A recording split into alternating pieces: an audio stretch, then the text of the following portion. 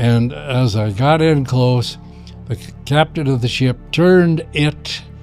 I'm coming at the ship, and he just lighted it up. I'm lighted up now with it, and then made a normal landing. When he was elected, he was now eligible to receive secret stuff that he wasn't told before. And so he got the inside story about my involvement, and he said, I want to see that guy. And at this point, it's just you and one wingman, right? Because the other two guys had to split off to return. Yeah, it's 2 of us against 7. Captain Royce Williams. Put her there. Sir, thank you so much for joining me today. My pleasure. Thank you. It is an honor to be able to sit here and share this room with you today. I first discovered you from the State of the Union address when you were awarded the Medal of Honor and recognized on national television in front of the whole country. And that was my first exposure to you. I didn't know your story or know anything about you before that. And hell, you're the oldest living Medal of Honor recipient from the Korean War. And you fought in World War II also, which is like very rare to find somebody that's been in, you fought in 3 wars, Vietnam, Korean War, and World War II. That's, that you've done more in your life than most people will ever experience in theirs. And it is humbling to know that we have, legendary people like you still here in this country that did so much to serve the nation. And again, it is an honor to be here with you. And I really appreciate you taking the time out of your schedule and coming all this way to come sit down with me so we can share your story. Because I think your story is important. And I think that a lot of people find inspiration from it. I'd be pleased to give it a shot. And I'll follow your directions. Easy. So a strange thing about World War II was that I joined the Army when I was 16, just 2 months after the war started. A lot of people my age didn't get into the war until 44 and 45, but I got in the beginning of 42. Oh, wow. I didn't realize that you joined the Army first. Interesting. I'll definitely want to get more into that too. Real quick, I want to just, for people that don't know you, just read a short little tidbit about some of the things that you've done. So, Captain Elmer Royce Williams was born on April 4th of 1925 in Wilmot, South Dakota, and is a retired United States Navy captain, naval aviator, and combat veteran of World War II, the Korean War, and Vietnam War. You are one of the most decorated and legendary figures in American military aviation history, best known for your extraordinary solo dogfight on November 18th of 1952 during the Korean War, in which you single-handedly engaged 7 Soviet MiG-15 fighters and downed 4 of them in your Grumman F9F-5 Panther jet, which is nuts because that was classified for ever after that because they weren't a formal combatant during that period of time. So, and that part of history is questionable because our historians didn't go with that. The intelligence officer in our squadron gave me credit for one, not knowing what had happened, made up a story, and it became history. It involved other members that were in the flight, but not in the fight. Yeah. And he sort of split the glory, gave them credit for things they didn't do. Yeah. Well, and in fact, the whole story didn't come out until 20-something, when their history book came out covering that event, and only 1 of the 7 got back. Okay. Well, still, downing a Soviet MiG-15 in the Korean War when nobody knew that had ever happened is still nuts. And the way they documented it, they said that it was a 35-minute dogfight, which is considered the longest in U.S. Navy history. And when you returned, your Panther was riddled with 263 bullet holes and suffered major damage, including loss of hydraulics and ammunition depletion, and you barely got back to Oriskany for a safe landing. A lot of that's true, but there's a misunderstanding about number of holes. Oh. It said bullet holes. No, I was hit by a 37 millimeter, a big weapon for an aircraft, normally used for anti-aircraft from the ground shooting at airplanes. Oh, wow. And when it exploded in the accessory section of the engine, it created many of the holes going out instead of in. Okay. And So damage, shrapnel explosion, basically. Yeah, damage nonetheless, but they weren't holes punched in by shooters. They were from this one explosive weapon. It did a lot of damage. Yeah. Probably whatever if it had been the other way, but they weren't bullet holes. They were Shrapnel. yes. Yeah. Still, I mean, you barely got back, Well, landed yes, safely. it beat the airplane up. Yeah, imagine. Yeah, I mean, I know a few aviators that have experienced flak and stuff like that over my, the past couple of years of interviewing some folks, and losing hydraulics is a huge deal if you're in the air. Mm-hmm. That can make it very difficult to safely return. Mm-hmm. It severed the cables to the rudder, and really all I had was an elevator. So I did a good job of going up and down, but turning was a big problem. That's a nightmare. That's amazing that you were able to make it through that. And I'm glad you were, so you can be here today to tell your story. Well, let's start off in the beginning. You grew up in the Dakotas. Yes. And when were you born out there? April 4th, 1925. 1925.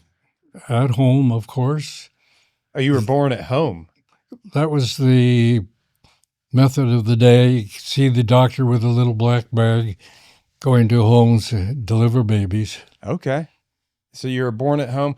What you grew up, did you grow up on a farm or?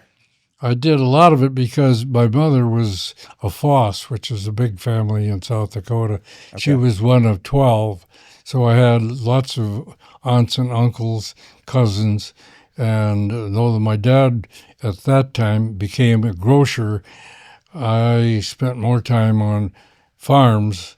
My brother and sisters were very good at the grocery business, but I was requested and spent a lot of time on farms, and I got rather good at it. Yeah, you did a lot of manual labor, probably. Oh, yes, yeah. 18 hours a day in the summer, out taking sheaves of grain that are bundled together with twine and tossing them in the air two at a time, slamming them on the ground into the stubble there and butting their heads together, and then making this a shock, we called it, with about 12 little ones to make this a little building of sort. It's a pointy head, and it preserved it and allowed it to ripen properly and keep it from getting mold and whatnot. So that was of the day. Now they have new equipment, do things differently, but I would do that for $1 a day. $1 a day. $27 a month. And then when I decided to join the Army, I dropped to get shot at for $23 a month. So it was a little reduced pay. For less money. For the month. Yeah, for the month. Oh, man. Did you play any sports or anything like that when you were young?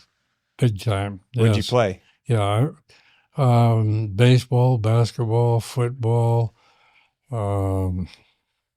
swimming. Have you been pretty active most of your life? Very, very, yeah. I was captain of most every team. Okay. Evidently rather good at it. Yeah, evidently. Well, I've heard from a lot of people that being physically active throughout your life it really does wonders to improve and increase longevity and cognitive function. Yes. I mean, you're 101 years old. and you're as lucid as I am. Like, Oh. I think, yeah, no, I think that is a huge deal, you know, because obviously you've taken good care of yourself. That's a tough challenge because there's not many folks that are over 100 years old at all. Well, I admit I've lost an awful lot of friends Right, and yeah. family. I was one of 6 kids One of in the 6. family, and I'm the sole survivor. Wow. Yeah, that's a whole nother layer that a lot of people, probably myself included, don't consider. You know, when you live that long, how much, you know, you see as far as people coming and going from your life like that. You know, because, man, that's a long period of time. A lot of stuff can happen in that period of time. So, has that been a difficult challenge for you, like staying while people have passed away throughout your life, like folks that were younger than you, I would imagine, even? Well, I've seen an awfully lot of it over the years with friends passing in combat first, so dying was not a big surprise. And as we retired, getting in the 80s and 90s, an awful lot of them expired, and I'm observing. Yeah. And not intentionally expecting or anything, just a day at a time, and naturally it fell into place, and I'm still up and about, a little trouble getting around, but I feel well, enjoy life. You are able to walk on your own. Like, I mean, obviously you got the walker and stuff, but like, it's impressive to me. It is, because there's not many folks that live to over 100 that are able to get around on their own the way that you do. So that is admirable. And you've obviously done a really good job taking care of yourself throughout the years to get to a place where you're still able to kind of be mobile. You know, I mean, you've done a lot of traveling over this past year, even. I mean, you said you just got back from DC. You were at the UFC fight? Yes. Were you? I was there. I was too. I saw the president walk kind of right in front of me and sit over there.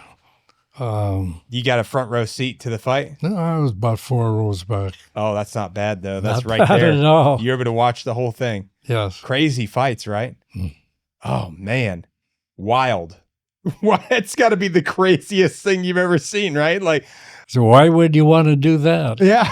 Well, you know, what a wild experience. I've never been to a professional martial arts tournament or fight like that before. That was my first one. And that what an incredible experience seeing something like that. I mean, that's probably the only time that will ever happen in our lifetime, maybe ever. Well, for me, it's very likely to be the only. Yeah, well, yeah. I mean, I say for me too, you know. But I'm glad they were able to get you out there. There's a company flew you out there, right? There's a very wealthy lady that does a lot for a lot of people just because big-hearted, and provided this beautiful jet. That's awesome. With a stewardess and medical whiz. Okay. To stand by as needed. Good. And 2 pilots, and room for a whole lot more, but my caregiver and I loved it. It was all pre-planned and everything we needed on board. Great flight. That's awesome. Yeah, I'm glad they were able to get you out there to be there and experience that, because what an event. That's like, but that wasn't the end of it. I don't know that there was such a thing, but there's a company that provided at least a half a dozen young men to see to it to honor our requests. Yeah. Vehicles and do this, do that. Yeah. Wonderful, really. Yeah. No, I'm glad they were able to get you out there. I mean, that's one hell of an experience. And then all the fighters being escorted by recipients, each of them as they walk through the Oval Office, through the White House. On arrival, there were threats of thunderstorms. Yeah. And briefly it rained and rained hard, and then would shut down. We were taken by a bus to the Lincoln Memorial and sort of paused for the rain to stop, but then taken to an elevator to bring us the level by the statue itself. And these fighters were there, and one of them took note of me and came over and we chatted. And he was a wonderful young man. Started fighting when he was 5. Oh, wow. And was very much into it. And it's his lifestyle, I suppose. He has ears to show it. Oh, sure. Have been battered. But we spent a fair amount of time just going over what he was doing, why I was there, and when the fight came about, he won his battle just readily in the first round. Do you remember his name? I don't. Was it Sugar Sean O'Malley? He's from Pennsylvania, I think. Pennsylvania? Did he have pink hair? No. No? Regular? No, Not Justin Gaethje? Nothing outstanding about him. Nice, good-looking young man. Yeah. He was in the first or second because of his weight. Okay. Interesting. Well, let's go back to your time in the Army. So you joined at 16 years old. Do you remember what year that was? 1941. 1941. And where did you go to basic training? Camp Ripley, Minnesota. Camp Ripley, Minnesota. Okay. And you got through basic training, and then what was your job that you got selected for? Well, this was national recall into the regular Army and sent to North Africa. I had 2 cousins also serving it, and they were both killed. Because of my age, I didn't go. I stayed there and was pretty much in my hometown area. And I continued in high school till I graduated. And as I turned 17, I was eligible for Naval Aviation Cadet Program and did so. Okay. And then I was starting over again. I sent to Corpus Christi, Texas for boot camp. And because of my experience, I was a corporal. And I was sort of a close order drill specialist. Okay. So you went from the Army to the Navy through a naval aviator program? Yes. Was that, you said, with your high school? Yes. Okay. Yeah. So did you, because you said you had a couple of cousins that passed away in Africa? Yes. But you didn't go to Africa? No. Okay. All right. That makes a little bit more sense. So years later, cruising in the Mediterranean, and I saw Africa, but it never landed there. Okay. My job was flying off the carrier. Gotcha. Okay. That makes sense. So you went to Corpus Christi for basics flight school? No, I went there for boot camp. For boot camp? Navy boot camp? Yeah. Okay. And then I went from there to a squadron based at Corpus Christi. Okay. And in fall of 43, had a slot in naval aviation, and so changed uniforms into something green as a cadet. Yeah. And started on my way of numerous schools. Yeah. How long was that process? Probably a year or something? Oh, well, late 43 till August, something like that, 45, I got my wings. In August of 45. Wow. Yeah, that's a long road. Yeah, it is. My brother did the same thing, only he didn't go in the Army first. So he started his career ahead of me and got into combat off the small Jeep carrier in the Pacific in World War II. And his choice, he chose the Marine Corps.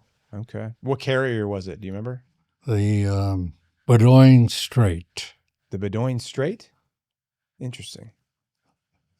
My grandfather served on it in World War II, and he served on Bedoin Strait again in Korea. Oh, wow. Okay. My grandfather was on the USS Mobile out there in the Pacific during World War II. He trained on the Wolverine in Lake Michigan Oh, wow. for his carrier qualification. I got mine on the Ranger CV-4, the first aircraft carrier built from keel up. John S. McCain Sr. was the commanding officer. John S. McCain Sr. I worked with Junior and John III, all three of them. No kidding. You flew planes with John McCain when he was in... He was AD junior officer on the Enterprise, first nuclear carrier on a round-the-world cruise. And I had command of an F8 Crusader Squadron. Oh, wow. That's crazy. I didn't realize that. What a small world. Man. So what was your first duty station as a fighter pilot? And what was the first platform that you were flying? Was it the Panther, or did you get trained on way it? before the Panther. Way before the Panther? What was Panther your first was fighter a plane? jet. I'm flying propeller airplanes. What was the first plane? Made out of sticks and canvas. Sticks and canvas. What was the first airframe you flew? N3N. N3N? Mm-hmm. It was built by Boeing for primarily the Naval Academy, and they flew it there mostly with pontoons. Okay. And that was a carrier-based plane? No. I flew out of a grass pasture. Okay. My instructor was a crop duster. Oh, gotcha. And he taught me a few things that weren't in the syllabus. some unconventional stuff. Unconventional. That's good. That's how you make probably good adaptable pilots, is doing things that are unconventional occasionally. It happens. Yeah. So you went from flying that. What was the next airframe that you flew? Because that was in training, right? Yeah. Very similar, the N2S Stearman. There's still a lot of them out there. It was also used in the Army Air Force for their basic training too. Okay. And then I moved on to another base. This is by fourth base now. In aviation as a cadet. And I flew an airplane that was made out of metal. Had an enclosed cockpit. Oh. And much more modern airplane. Maybe was designed at one point to be actual operational war fighter. But after that, I flew the SNJ, which was in South America. It was a primary fighter for some of their air forces. Okay. In South America. Yeah. Okay. Where did you go out to the Pacific during World War II? No. Okay. So, but you were serving during World War II. Yeah, we were flying off the Atlantic and in the Gulf of Mexico.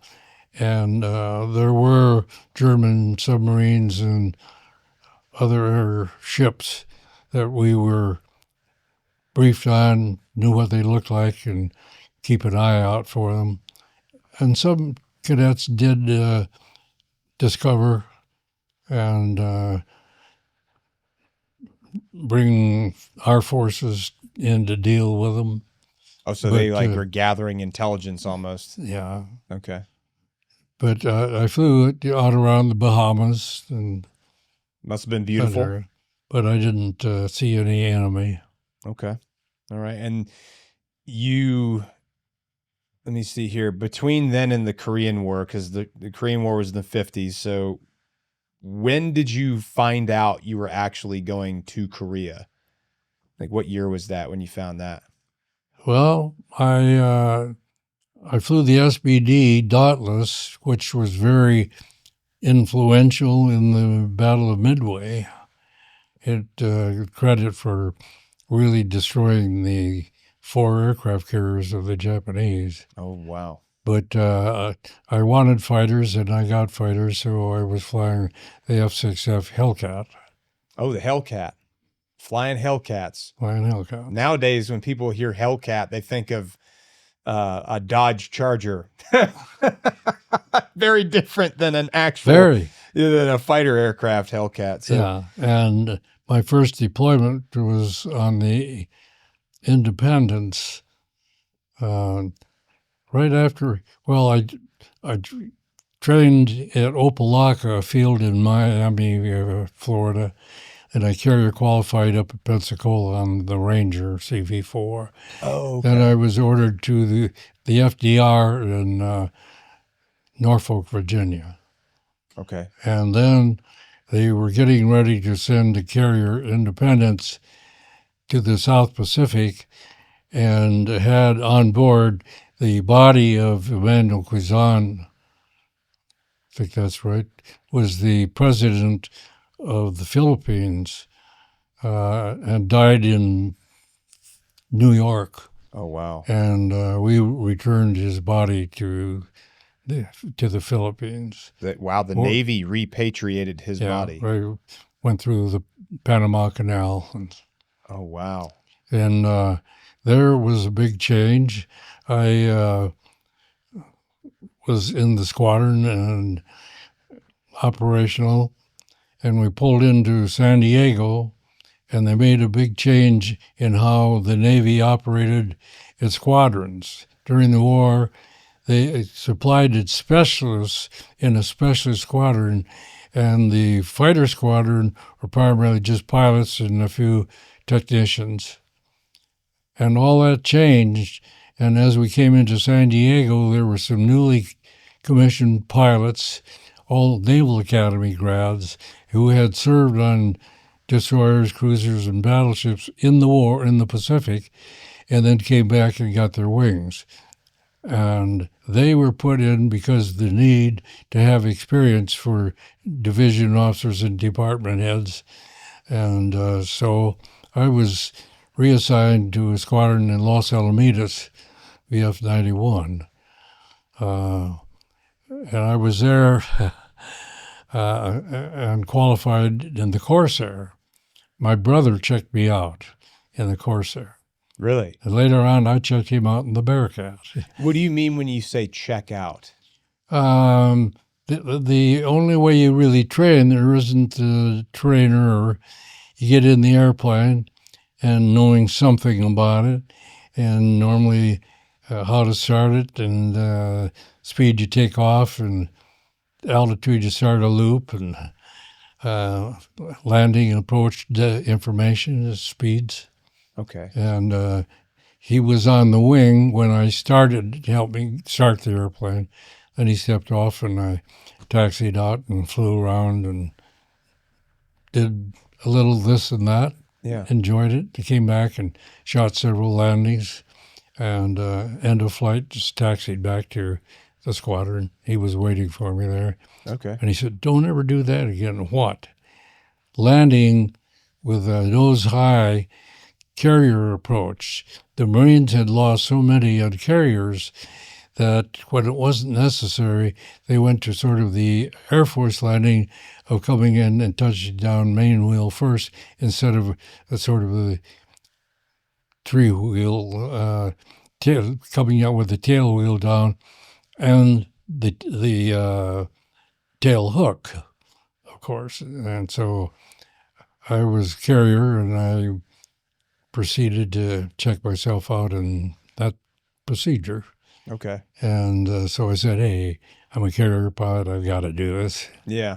Because that's like how you land to get to catch the hook when you're landing on the deck. And then shortly after that, I helped them move from Los Alamitos to North Island. And then I got orders to go back and join the same air group on the Independence in the South Pacific. Okay. And I went out there and carrier qualified, and then was a normal member of the squadron. And you said the Independence or the Enterprise?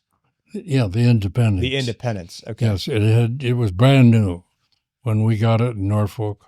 Yeah. And then Panama Canal, touch base in San Diego, then proceed to the Philippine area. Okay, so you went on the ship in San Diego. That's where you first. Well, I was on it. Came through the canal. Okay. From the East Coast. You came from Norfolk all the way Yeah. through the Panama Canal yes, to San Diego and then out to the Philippines That's after right. that. Yeah. Okay. And that was to deliver the Philippine president's body to them. That was an initial thing to do. Yeah. And then we went through our normal operations and spent a fair amount of time base ashore on Saipan. In Saipan. Mm. Oh, wow. When did you find out you were going to Korea? Do you remember what Oh, year gosh. it was? Well, I made another deployment in Bearcats, also on the Independence, and made a tour up out of Seattle. When we In came Seattle? back from one of the tours, normally a lot of the people on board get a chance to go on leave and see the family and whatnot. And I volunteered to stick it out while they made about a month or so family visits. And I stayed there to switch over our Corsairs for Bearcats. Okay. And that up and ready to go, and most people came back and reported. And my girlfriend of many years wanted to get married on the 1st of June, and that's why I stuck around for this time to get to June. And then I went back to Clinton, Minnesota, where I finished high school. Okay. And then, oh goodness, I guess another deployment. We came back and we moved to Jacksonville, Florida. And I got orders there. I was accepted as regular Navy. And following World War II, we had an excess, big time, of personnel in all the services. And there was a big cutback. Yeah. And in as much as I'm now regular, and an awful lot of college grads and combat experience people did not get regular commissions and were sent home. And I was accepted regular Navy. And so after these deployments, I was sent to the University of Minnesota for 18 months to get a baccalaureate degree. Okay. And so after that, But I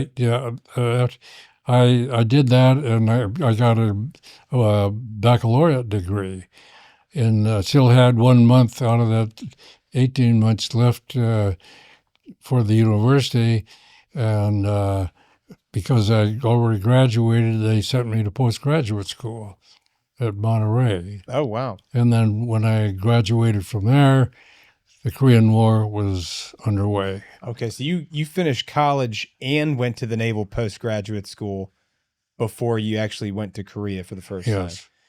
Okay. Wow. You got a lot of stuff accomplished in a very short period of time. Yes, compressed. Yeah. It's extremely compressed. So how old were you when you finished your Naval Postgraduate School studies? Oh, let's see. It was 1950. I was 25. 25. Okay. Yeah, I was already a seasoned sailor by this time Yeah. when the war started. I'd been in, I guess, 11 years in the military. Wow. When Before Korea even kicked off. Yeah, when I went to Korea. Wow. So you were a very experienced pilot already by the time you'd even gotten out there. Yes, but you're supposed to train in peace the way you're going to fight in war. And a lot of higher-ups didn't believe in that. They didn't want the losses that are attributed, Yeah. and does happen. And they like to cut out the, so to speak, dangerous part and to keep things safer. So there were an awful lot of real battle-tested techniques in fighting that I should have been trained at and was not as far as programs provided by the Navy. I did a lot of it on my own. Oh, wow. And How did you do it on your own? find other airplanes to attack, and I did a lot of gunnery and also dropping for close air support of a variety of bombs and rockets. And so I What think kind I of had a one-upsmanship, a little bit more training than most of the guys.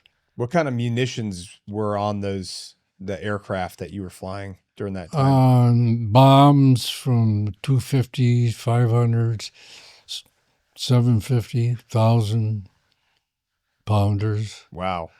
rockets, Okay. 5-inch rockets, and guns mostly. Well, originally 50 caliber, but we moved into 20 millimeter. Okay.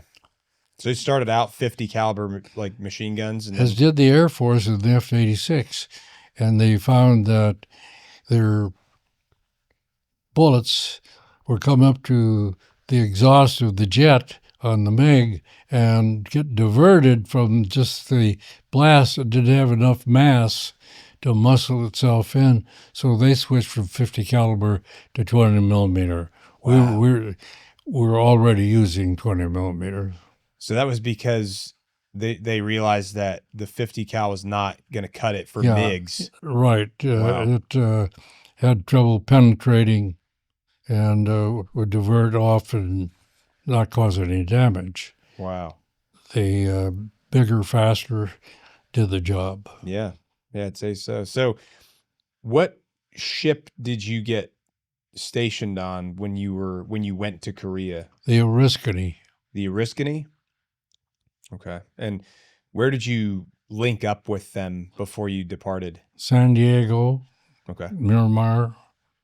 We did a lot of trading over at El Centro, mostly air to ground, and we did a fair amount of gunnery, but no real tactics. Hmm. We didn't engage in tango and aerial combat.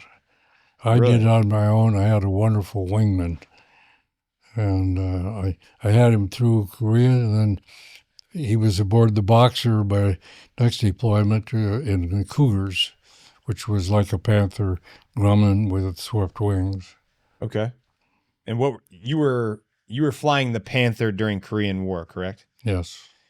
What was that trip like getting out to Korea? Because you probably knew that there was a real fight on out there, right?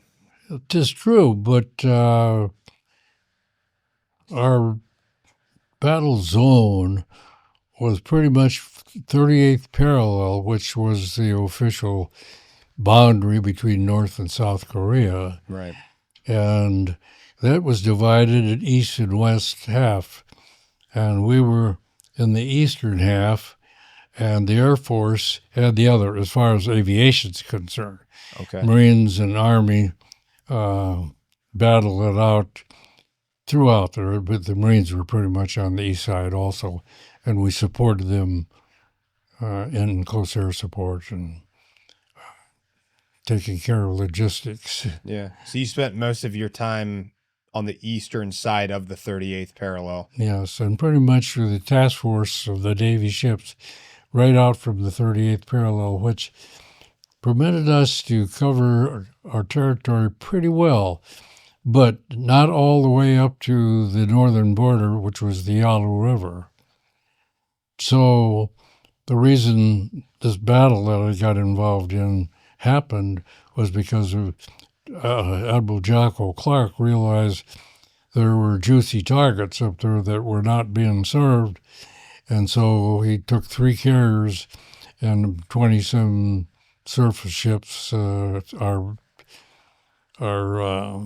support, and in the darkness of night went on up toward Vladivostok, but stopping about halfway off of a city called Changjin on the coast of North Korea.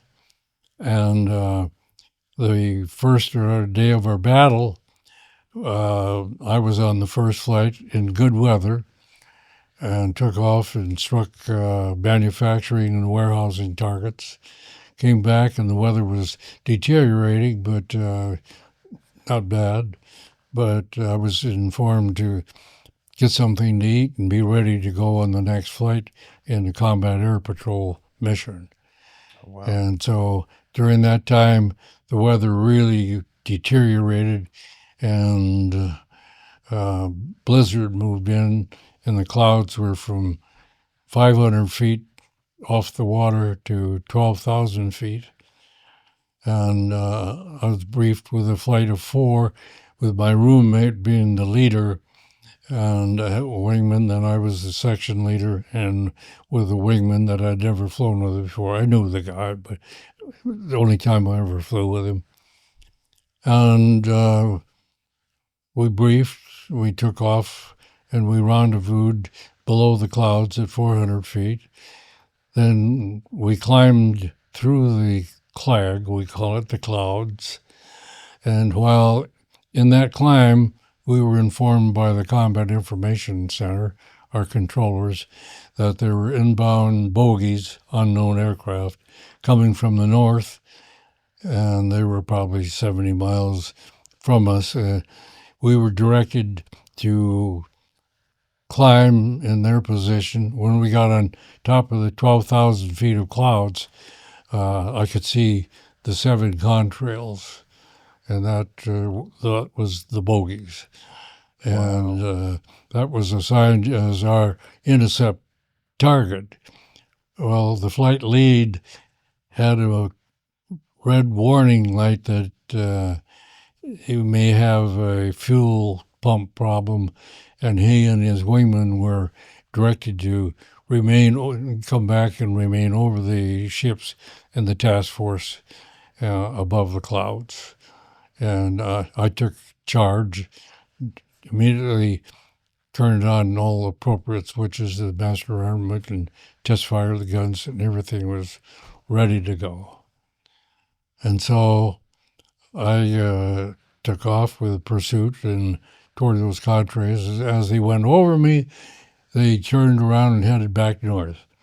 And I could see there were MiG-15s and called them out, and that was my intercept target.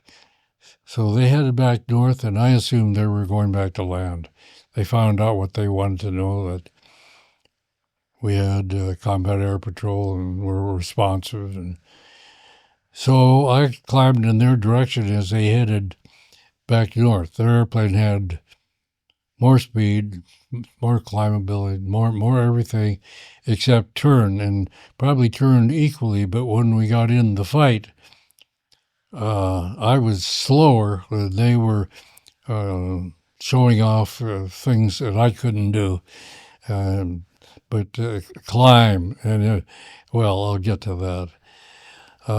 So I climbed in their direction as they proceeded north, outdistancing me, and they got maybe 40 miles or so ahead of me heading north. And then they broke into 2 groups of 4 airplanes in one direction and 3 in the other, and dove out of the contrail levels, and I lost sight of them and reported that, and combat reported they lost them too because they were a smaller target for radar. So I was ordered to come back toward the task force to set up a barricade between the last sighting of the MiGs and the task force, just to patrol and intercept if they were coming back. And they lost sight of them too because of smaller target. And at this point, it's just you and one wingman, right? Because the other 2 guys had to split off to return. Yeah, it's 2 of us against 7. Wow. And in that turn, they intercepted us. They came in at my 10 o'clock position, 12 o'clock, my nose just off to my left, all shooting. They were still in formation, but spread out so they could individually aim. And they're all shooting their guns at you. Yeah, and then I fired and said I shot one down. Well, they said, "Do not engage." And I said, "We are engaged. There's no way I could run away without them just overwhelming me." So as they came in and were shooting and coming to pass by, I turned very hard and ended up right behind number 4 guy and had the solution, pulled the trigger, and he went down. And my wingman followed him, and I'm now there with 6 by myself. Your wingman followed him? What did you? Yes. What, did your wingman? Yeah, he just left. He just left. Okay, so he didn't get shot down. He just departed to follow that He guy. never fired a shot. Wow. So then you were just left with 6 other guys up there, 6 other MiGs. That's right. Where was this, like, if you had to pick like a relative area over Korea, where was this located over? Do you recall? At sea, probably 60 miles off the coast. Okay. Over the Sea of Japan. Over In the sea. clear area, this was beyond the storm. Clear all the way from forever down to the ocean. Oh, wow.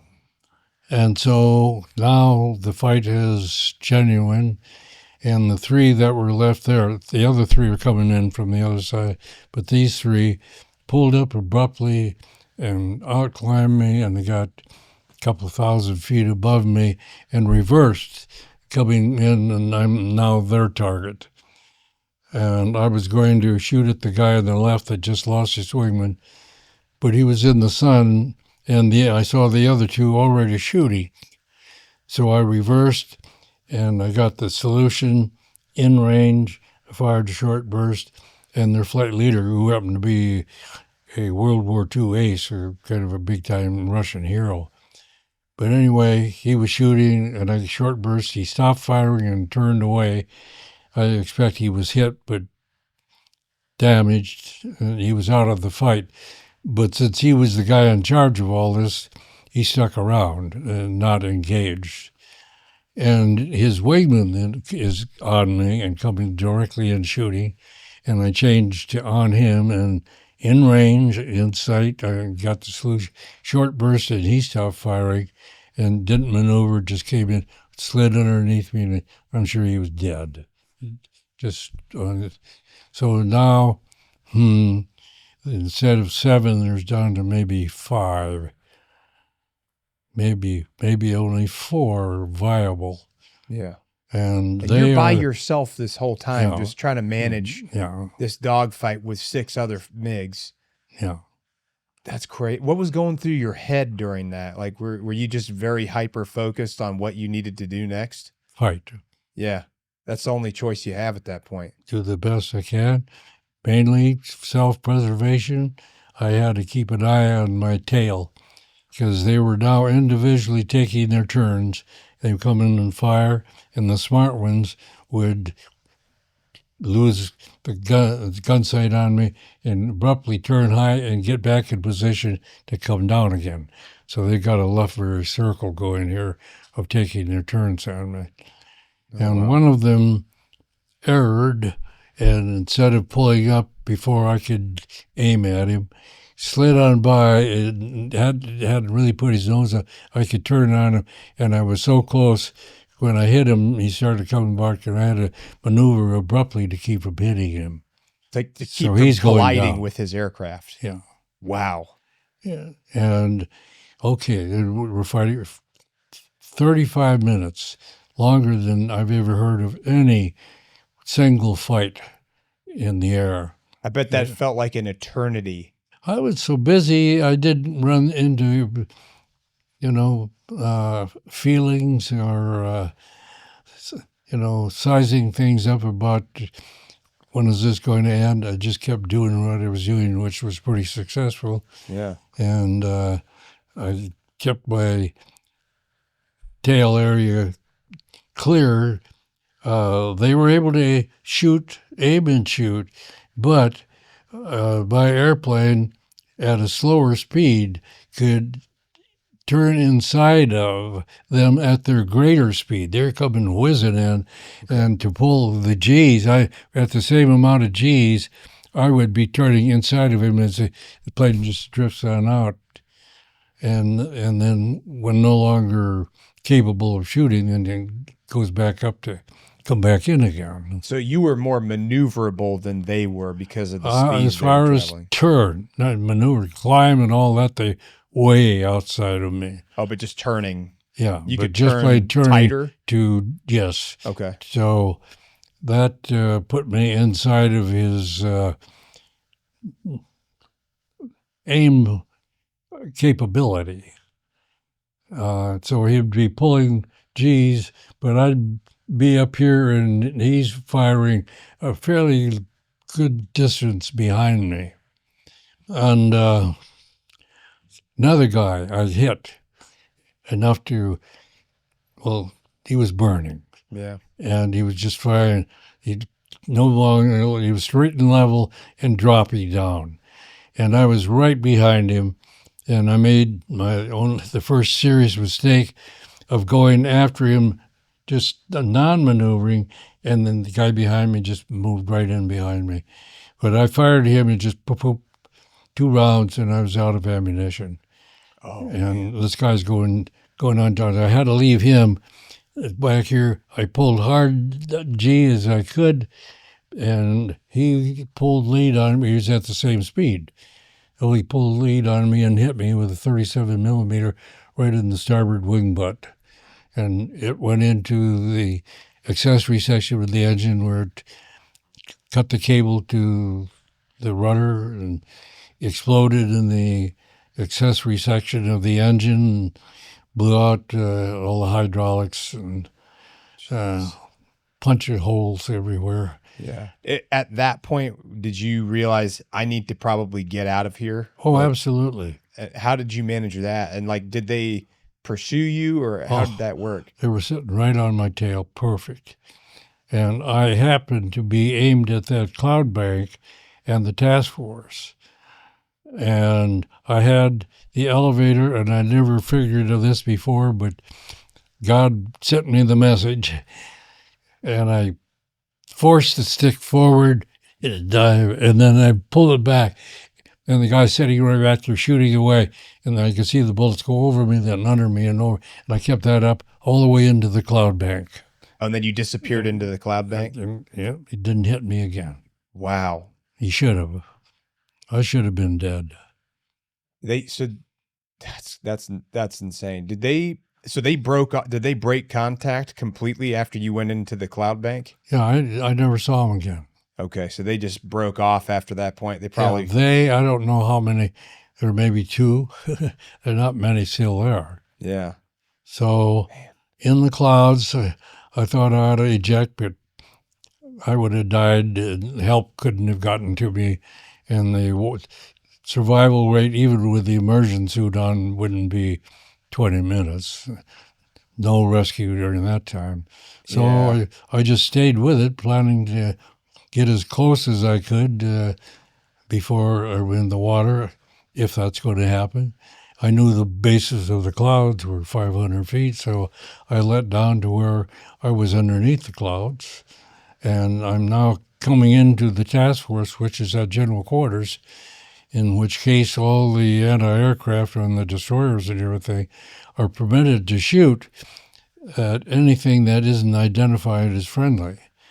And unfortunately, the gunnery liaison officer had broken down his coordination with CIC, didn't know it's coming in, and didn't therefore notify the ring of defenders that I'm a friendly aircraft, so they opened up on me. Oh, no. Hell yeah. And my commanding officer, though it was a decision too late, was launched with his flight of 4 to relieve me back up in the Combat Air Patrol. And he saw what was happening, and he called him off that he's friendly, and they stopped shooting at me. Oh, thank God for that. Oh, my God. That was probably terrifying, getting shot at by your own people, not knowing. Many years later, when I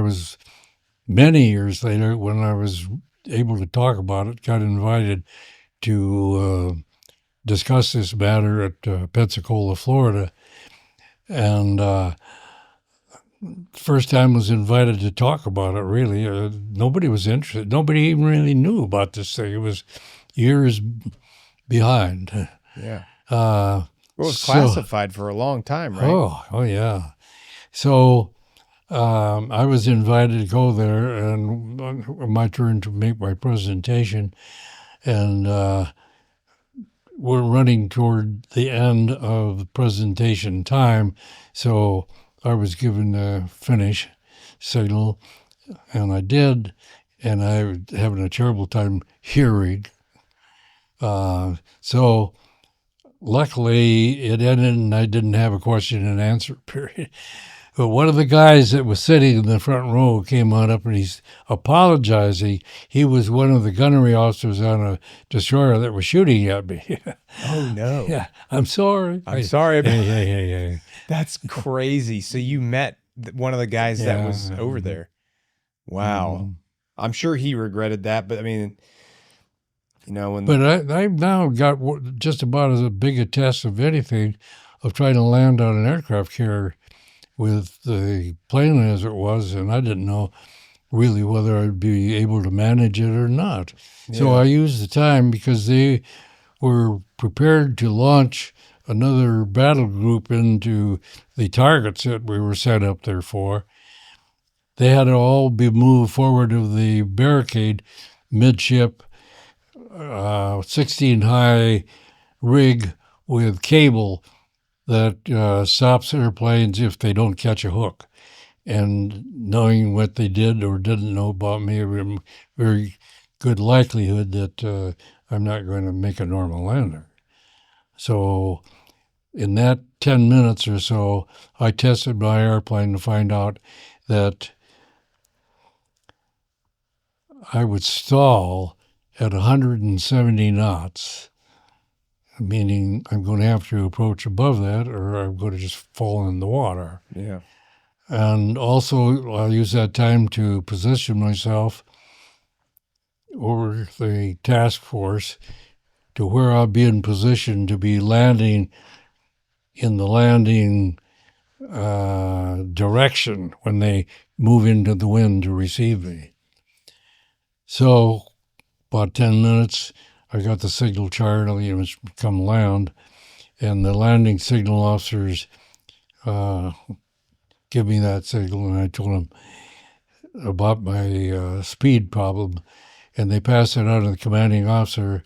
He's coming in hot. He said, any speed he wants, because they were in the storm with a lot of wind, and the ship could do 30 knots, so not much of a problem. I'm just hot, but it's being canceled by ship speed and wind across the deck.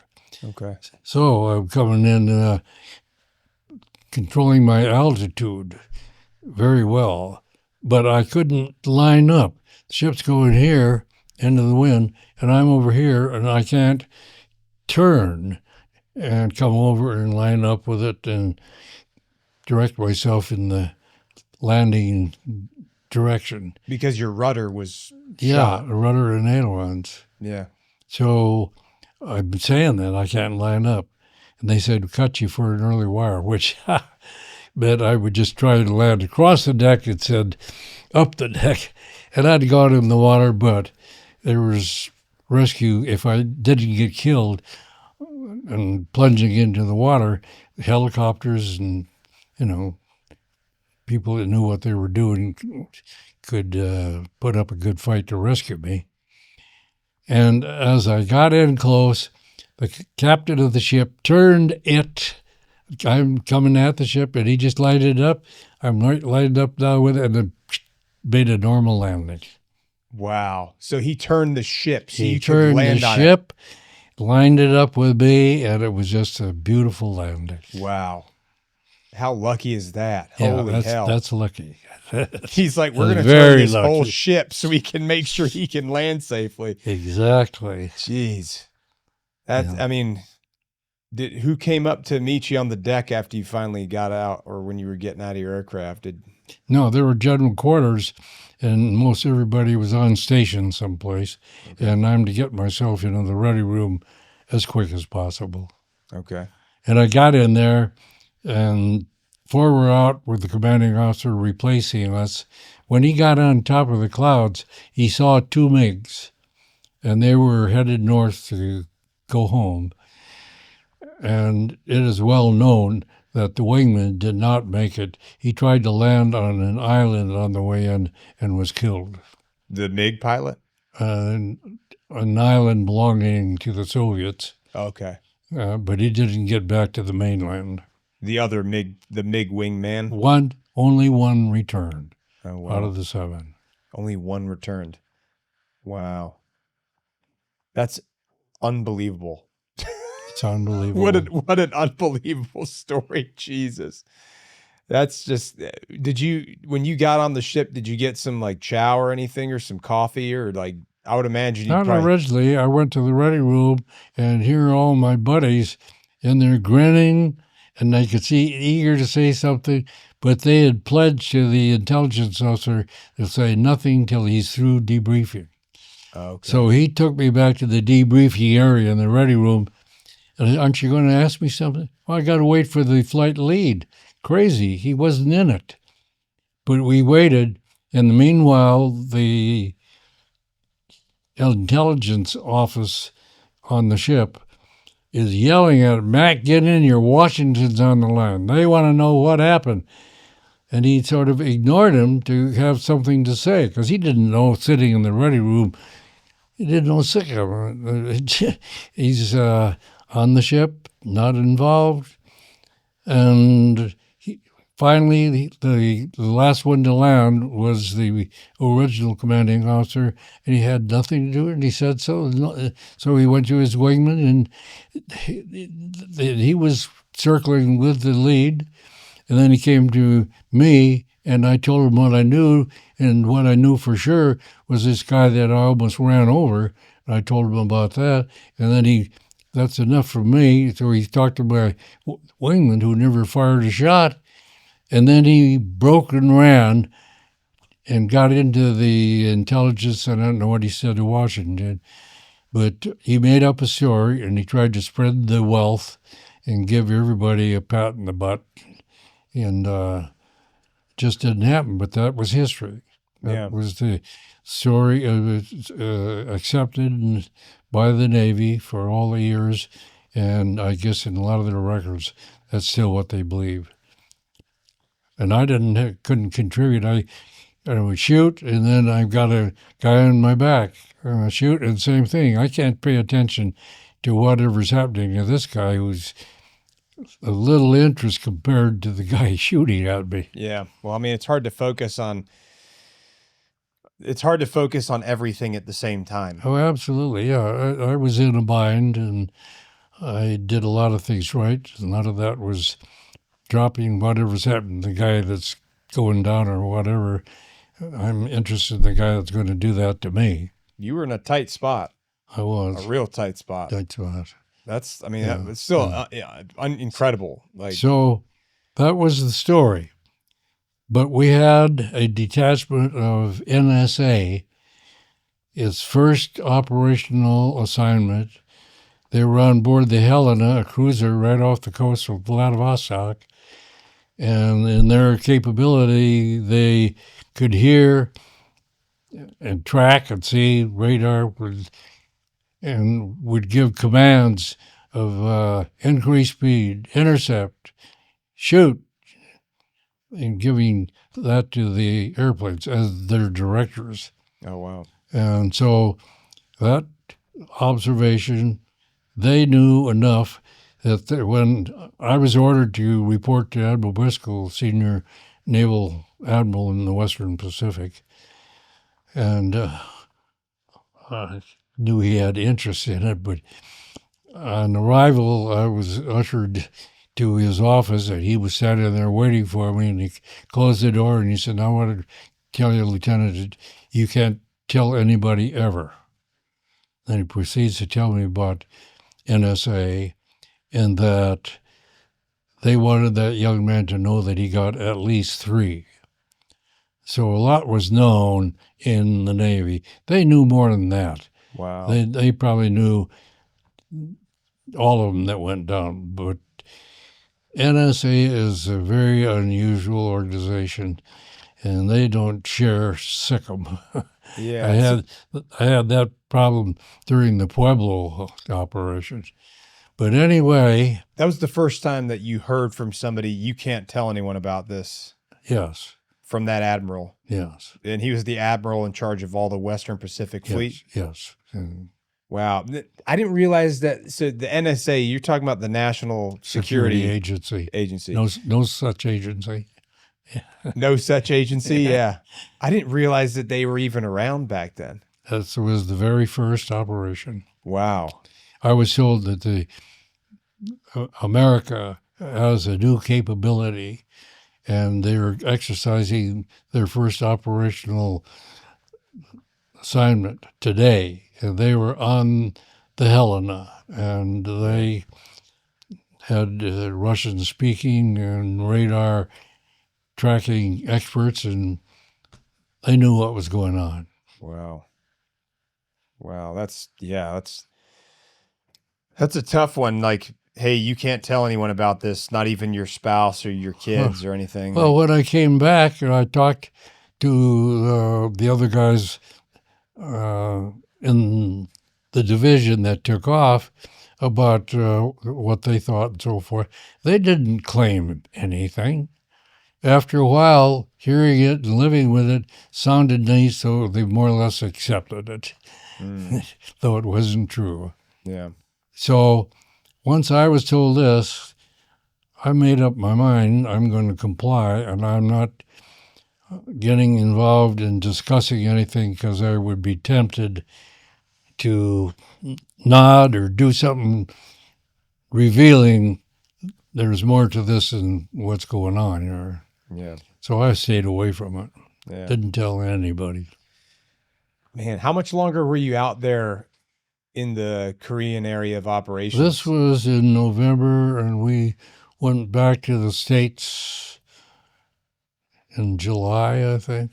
Okay, so that was your last combat patrol? It was my last enemy fighter engagement. Okay. I continued from then on supporting the troops and destroying trains and that sort of thing. Oh, you're still conducting like strikes? Oh, yeah. I was 30 days on the line of flying regularly. Did you ever like get called in to drop bombs for the Marines at Chosin Reservoir or anything like that? My brother did. Your brother did? Yeah, and he was flying out of Wonsan, but he arrived there on the Bedoying Strait, the carrier that he was operating from. Okay, so he was supporting Yes. like the Marines of Fox Company, Yeah, for yeah, example, that were stuck yeah. up there on the mountain. Yes. That's crazy. He was there for that. And when they evacuated, he was based at Wonsan on an airfield there. They got back aboard the carrier and went down to Busan. Oh, down to Busan. And then they operated out of Busan. Okay, man. What an experience. Like that's, I mean, young Marines read the story about The Last Stand of Fox Company. You ever read that book? Last day of what? The Last Stand of Fox Company. You ever heard of that book? Yeah, I don't know the details. I've heard that there is such. Great book. If you ever got time, even if it's a book on audio, it's an unbelievable story. It's about, it's about the Chosin Reservoir and Fox Company. I've read a fair amount about that in various sources. Yeah. And incredible. Gosh, the Chinese came in. Yeah. And they had it rough. Yeah, they did. And a goodly amount of American military brass wanted to invade the Hong Kong area and deliver war to the Chinese in the South. Oh, wow. And it because was, of what they were doing up in North Korea. Yes, kind of countering them and punch them below the belt. Yeah, that would have changed the entire dynamic of the war. Whew. Yes, indeed. Yeah, man. And then MacArthur had grand plans and oh yeah, kind of tangled a bit with Truman. Yes, he had. They had some. They butted heads a little bit. I've read some stories about that. Oh, yeah. Yeah. Well, a big deal that came out of this was that General Eisenhower ran for president and said if elected, he would personally go to Korea, see what's going on, and kind of get involved. And When he was elected, he was now eligible to receive secret stuff that he wasn't told before. And so he got the inside story about my involvement, and he said, I want to see that guy. Eisenhower did. Eisenhower. So you met Eisenhower Oh, yes. at the White House? No, in Seoul, Korea. In Seoul. No kidding. What did he want to talk to you about? You want to hear about it? Yeah. So the word came out, get Royce Williams to Seoul to meet with the president, Eisenhower. So I was flown to Busan to wait for Admiral Clark to come, and he's invited to the party. So he picked me up at Busan, and we flew to Seoul. And on the way to 8th Army headquarters, where the meeting was going to be held, today that's University of Seoul. Okay. Big 8-foot-high wall all around it, privates with bayonets every 40 feet or so. Oh, wow. Well protected. Yeah. So on the way for him to go there and join all the other brass, he dropped me off at a hotel and said, stand by the phone, and if this is really to come about and you're to join us, I'll call you and we'll send a limo. Lo and behold, I got the call and limo, and I'm driving by all the armed guards to the corporal of the guard shack. It happened to be a Army captain, military police, the senior guard, and they weren't expecting me. So they kind of got involved in jerking me out of the car and into the shack and saying, do you know who's up there? And I said, I think I do. He said, do you think you're going up there? And the phone rang, and it was Admiral Clark. And he said, have you got a Navy Lieutenant Williams on there? So what's your name? Williams? Yes, sir. And he started shouting on the other end of get him up there, get him up there. And it's snowing. And I met on the entrance of this building, beautiful building. And he's brushing the snow off me, combing my hair, getting me presentable. So I went into this room, and there were some British ambassadors and others who left before we conducted any business, but I met them along with an American ambassador, the Secretary of Defense, and goodness, all of the big wheels of World War II, including, besides the president, 5-star Bradley, who was chairman of the Joint Chiefs. Oh, wow. And then Mark Clark and all those guys. There were about at least 15 of them, I guess. And after meeting them all, we're just chit-chatting. And the president came in from a side door, and General Mark Clark said, gentlemen, the president. And we snapped to, and he says, at ease, boys, at ease. Knowing everybody else, he was brought directly to me and shook hands and met him, and he took me by the elbow and led me 20-some feet away to a big overstuffed leather chair with arms on it, and he kind of pressed me into the seat of the chair, and then he sat down on the arm and put his arm around me and said, now, Lieutenant, before we get down to business, we ought to have a drink, don't you think? And I said, yes, sir. This is the president. Yeah. That's crazy. He's saying, we have bourbon and scotch, water and soda. My son John's the bartender. What do you have? A bourbon water, please. You have awfully good scotch. Well, I prefer bourbon. Young man, we've got great scotch. Sir, I drink bourbon. Lieutenant, we've got the world's greatest scotch. And all these admirals and generals over there are just going, bonks, what's this nutty kid doing? And I said, Mr. President, I drink bourbon. Oh, John, give him a bourbon and water. That's awesome that you're able to remember this interaction you had with him. I'll never forget it. That's wild. So what did you guys talk about? He didn't ask me anything that would challenge my saying something that I was not. He knew I'd been told not to. So he talked about, hey, in my new job, I'll have something to say about the equipment you use. And we'll talk about our equipment versus the enemy equipment and stuff like that. So he asked me that, and I'm getting ready to open my mouth, and one of the generals over there wanted to get his oar in. I think he was an Air Force general, General Bacchus, I think. And he's like, what the lieutenant wants to say is, so he got his pitch in. And the president's looking at him and listening. Then he turned back to me, and what were you going to say? And another guy piped up and took the ball and dribbled it. And then he'd say, well, Lieutenant Williams, what were you going to tell me? We did that twice, and they got the picture that this discussion was ours, not theirs. They didn't interfere anymore after that. That's funny. They wanted to interject. Yeah, you bet. Yeah.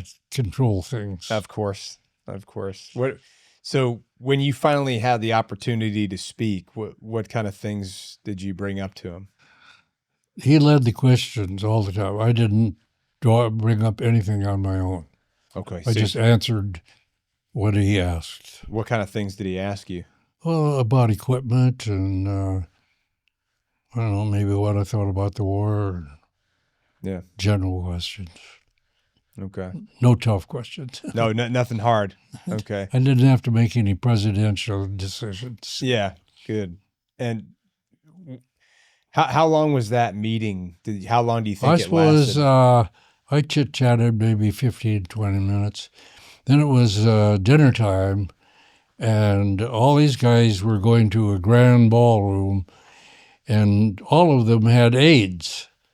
And they had a separate room with a special meal prepared, and I was invited to join them. Oh, wow. And I was sitting next to the president's aide, and he's talking about arriving, and the first day was Air Force Day. And the president was invited to go with, I think, General Bacchus, again, I believe the Air Force general, to observe the battle. They went out on a mountainside, and in view was a target mountain. And now watch this, and it's going to happen in 5 minutes, tick, tick, tick, tick. We're going to attack a target on that mountain. And as it happened, 4 F-84 jets came in and dropped like 250 pounders and a little poof, poof, poof, poof. And they looked over here, and they had what they called the Cherokee strike. Cherokee, after Admiral Clark, who was half Cherokee. And they had Corsairs and AD intruders and jet escorts, and just rubble. It just tore everything up, and smoke and corruption. And so he goes to the general source and says, what is that? Oh, that's the Navy Cherokee strike. He says, well, it looks like Navy Day to me. Oh, man.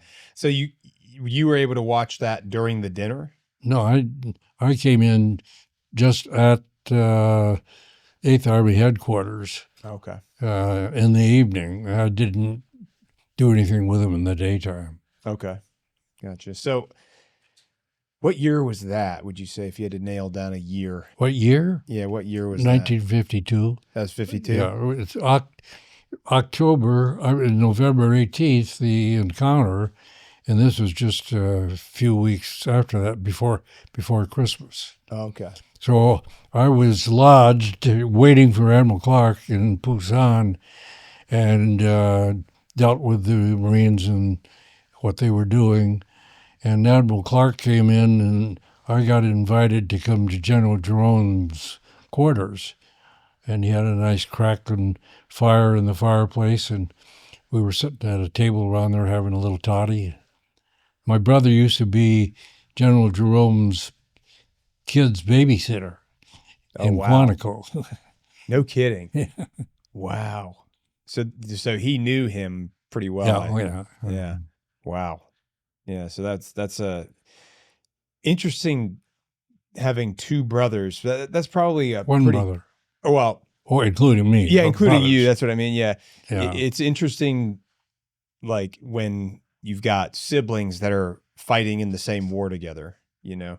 I don't know how common that is these days. Well, the 5 Sullivan brothers. The 5 Sullivan brothers? You know about them? And they, I think it was the Indianapolis cruiser they were on, and it was sunk and all 5 were killed. Oh, and they changed the rules of the war, World War II, to not have relatives serving together. Because of that one situation. It still happened rarely, but that was the rule. Oh, wow. Yeah, it's kind of like... lose a whole family and just...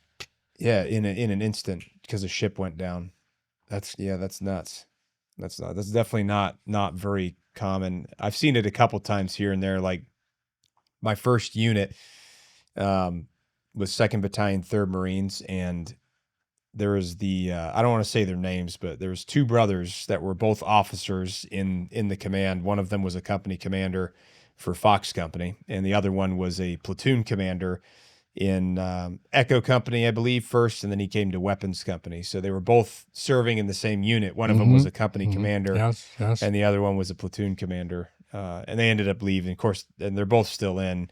Great guys. But I thought it was very interesting. They were both in the same battalion. Yes. You know, in the same infantry battalion. But so you ended up leaving, you said July to return back to the US? Yeah. That July? I think so. If not, it's June. June or July, yeah, summertime. Yeah. You came back, and that was what, 53? Yes. 53. What did you do after you got back in 53? Like, I converted to flying the Cougar. Okay. And I kept my wingman, who was a good guy. Unfortunately, was not with me when I really needed him against the MiGs, but he flew with me most of the time in Korea, and we went aboard the Boxer and deployed in South Pacific, mostly Indonesia. And we had my plane was armed with weapons and target assigned at, it was a major mountain and valley area in Laos where a lot of North Vietnamese communist forces were, and the French were fighting them there, and President Eisenhower had pledged to the president of France our support, and I'd been serving in that area before, but non-engagement. But we were ready to engage, and the planes were ready, and I was briefed, and lo and behold, the French declared that they were out of the colonial business, and they backed off, and we didn't make the attack. Wow. What year are we talking, like that was late 50s? 54. Oh, 54. Yeah, and I got orders while over there to go to Miami, Florida as the NAVCAD aviation procurement officer at the University of Miami. And on the way, I got the order changed to Akron, Ohio, same job. And I had the people at the house packing, and I got a call to report tomorrow at OPO 5 in the Pentagon in connection with exchange duty with the Air Force. And so I told the packers, leave things as they are, don't put them in the truck. I'll be moving later. I've got to go. And my wife took me down to Lindbergh Field, which was just a small operation on the east side of the field in those days. Okay. So I went from airline to airline to find out the swiftest way to Washington, and there was a flight shortly after that, so I got there in time to make the briefings. Yeah. And my leader now was Butch. He was the first leader of the Blue Angels, and then he was the only one to come back a second time leading the Blue Angels. Oh, wow. Yeah, I got to know the guy. And probably a very good pilot, I imagine. Oh, yeah, good guy. Anyway, I attended the briefing and came back and told my wife I got to report to Nellis Air Force Base now. So I'm calling over and telling them at Nellis who I am and that I'm have an assignment to a squadron there, and do they have any help getting me over? No. So the operations at Miramar would fly me over in SNB. So we did that, and I checked it in the squadron. At Nellis? At Nellis. And were you still flying Cougars at this point? I was, yeah. Okay. But I'm going, I flew at T-33s, but primarily I was flying F-86s. F-86s. What is the F-86? While I was there, I flew F-86s, E's and F's, which was flown in Korea, but they had a brand new squadron of F-86H, kind of a whole new airplane, and me, Royce Williams, was ordered to command it. Oh, wow. I was the Navy lieutenant, Air Force captain equivalency, and all of their other commanding officers were captains, or were majors and lieutenant colonels. Wow, so you were an 03, commanding a unit that mostly 04s the and 05s. brand new hot dog. Wow. They treated me differently. I was the Air Force representative with the FAA at Los Angeles International. Oh, wow. They sent me Air Force recruiting in Texas. Really? I mean, I had more unusual assignments and being Navy. Yeah. But I was an instructor in the fighter weapons school. Okay. And that's where I learned a lot, and partly with Boots Plessé, who was a major commanding officer of the 94th Squadron at that time, but he had 19 kills, both World War II and Korea. Oh, wow. And he was just a distinct killer. He had to win everything. Playing ping pong with him was a challenge. And I played basketball and a lot of things challenging him, and in the air. And he was kind of beware of me. Yeah. He was a very competitive guy. Oh, boy. Yeah. So very much so. He made Major General. He wrote the book No Guts, No Glory, which is sort of the tactics book for military air fighters. Oh, wow. And so you served with that guy. Mm-hmm. That's wild. And that's why I pretty much brought tactics to naval aviation. I was an instructor at the fighter weapons school, but where was the fighter weapons school? At El Centro. El Centro, okay. Mm-hmm. So you were at Nellis, but then you went to El Centro after that. Yeah, right. Okay. How long did you spend in El Centro? Well, while I was there, I crashed a Panther and broke 11 vertebrae, and I've got artificial shoulders and hips and 12 broken vertebrae. And wow. Broken ankle. And how long did that take to recover from? I haven't recovered from it.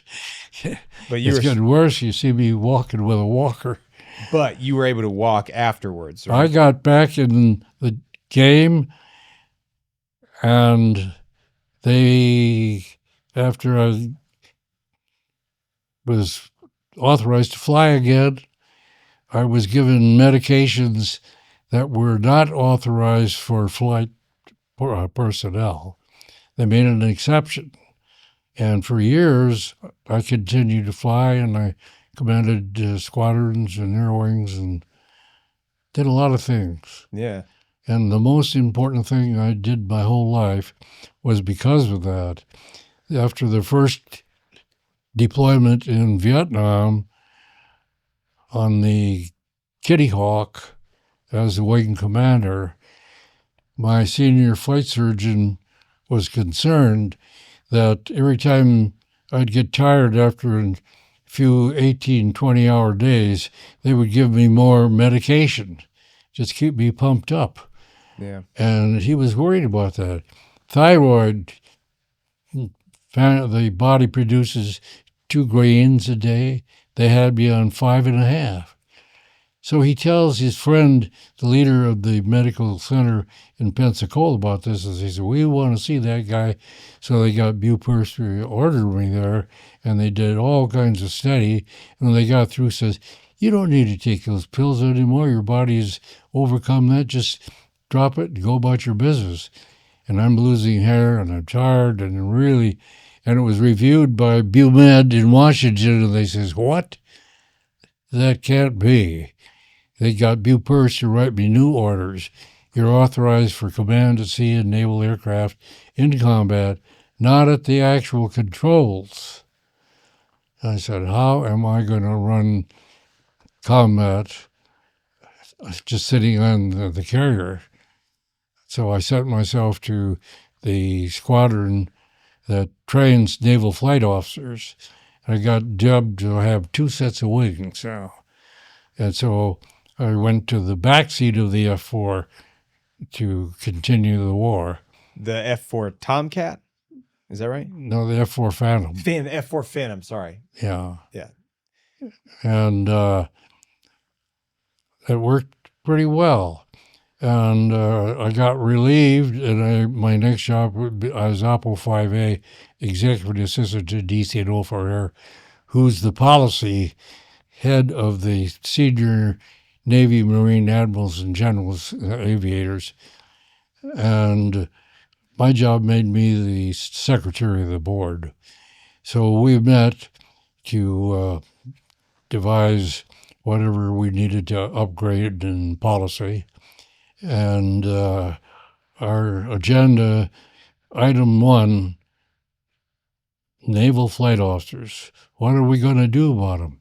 Because it was against the law. I didn't know I was violating the law. But that meant no more. No, never, no command. You can't do it. I said, it's crazy. So this is a big problem because more and more we have NFOs. They got a bigger role. And so, example A, Captain Williams, 2 sets of wings.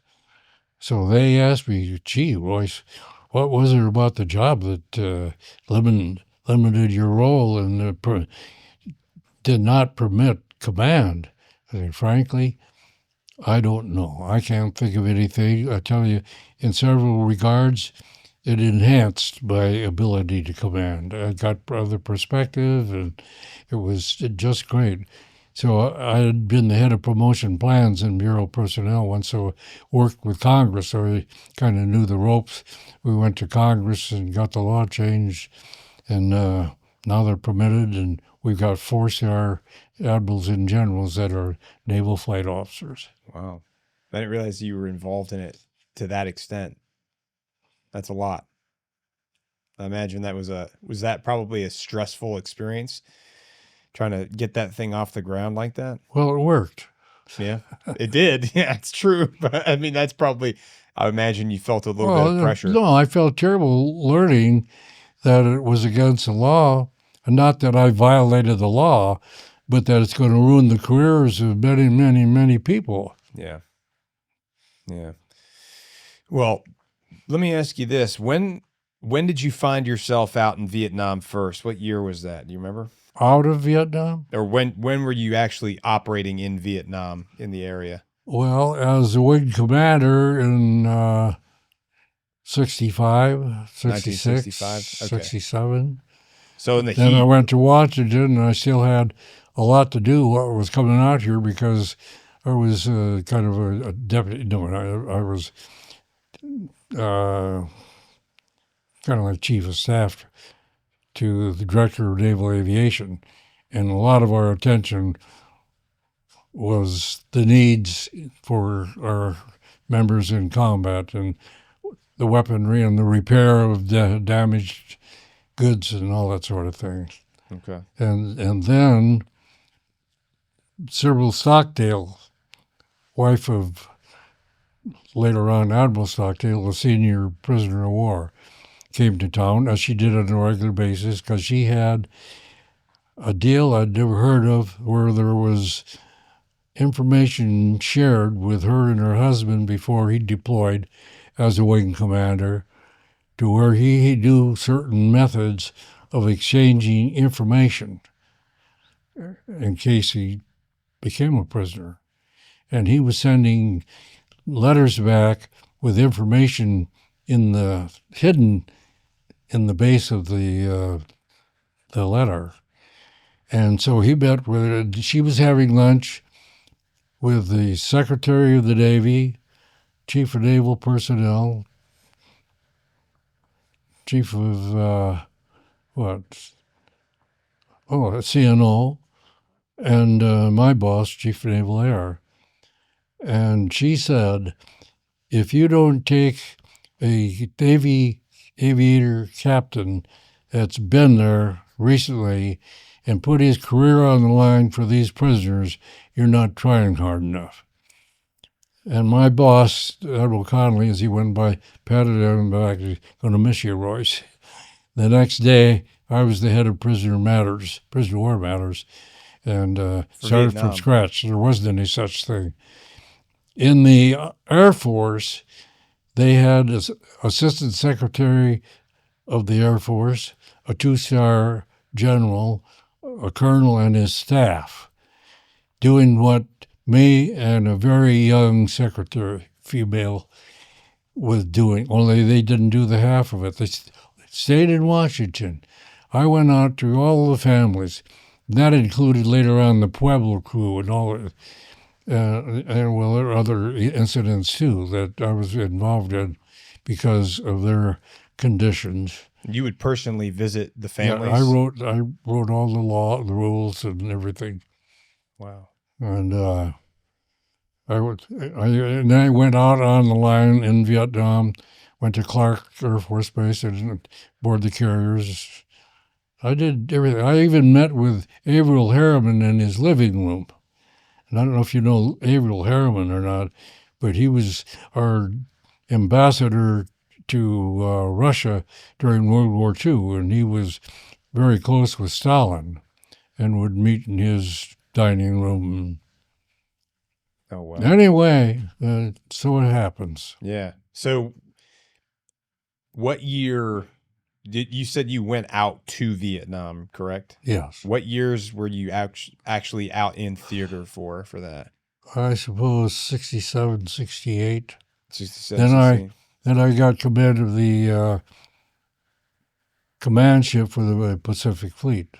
Okay. And so I'm out in country with Marine General and Navy Admiral, and even at one point a Korean Commodore and their staffs on board. I had command of the ship. What ship was that? El Dorado. The El Dorado?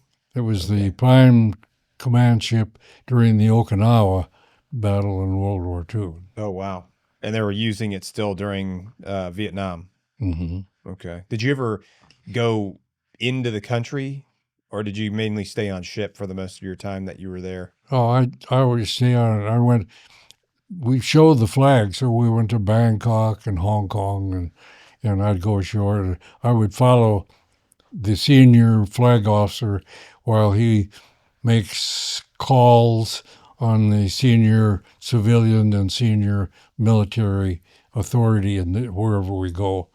And he'd usually review the troops and I'd march alongside as the flag captain. Okay. It was interesting. Is a unique billet, would you say? I'd say so. Yeah. So you spent a couple years, did you spend a couple years actually physically out there, or did you just do tours back and forth here and there throughout that time? Well, I was assigned in the area for, I suppose, 6 months or something like that. Okay. And then you'd come back, and then you went Well, back then again. I'd get another assignment. Number one assignment I guess I've had as far as position, authority, and whatnot was I was the first Inspector General SINCPAC. Okay. And it's a 2-star job. But I was assigned it. I wrote the instructions. I made the first inspections, and I got relieved by the most senior Air Force 2-star in the Pacific. And I went as Chief of Staff Comm for Westpac, Atsugi, Japan. Oh, wow. And all these had something to do with the Vietnam War. Yeah. I was still involved. There's a lot of naval aviators that became prisoners of war during the Vietnam War. A lot of them were in my air wing. Yeah, I mean, like Admiral Stockdale, for example, is an extremely well-known. I knew him. Yeah, very well known. You knew him personally? Did you know him before he went down, or? Yes. Oh, wow. How did you come into contact? He with was him? on some sort of a special assignment to Stanford University. Okay. And to get his flight time, he'd come over to Moffett at VF-124 F8 Crusaders and flew out of there to get his flight time. Oh, wow. That's where I met him. Yeah, he's known. I mean, obviously they talk about him a lot at the U.S. Naval Academy at Annapolis, and there's a lot of like professional military education courses that discuss his experiences, pretty lengthy. Yes. Especially his approach to stoicism and some of the experiences that he had and the things that he attributed his success to while being a prisoner of war. He was very unique and especially qualified to be the senior officer there and more or less make rules and square things away and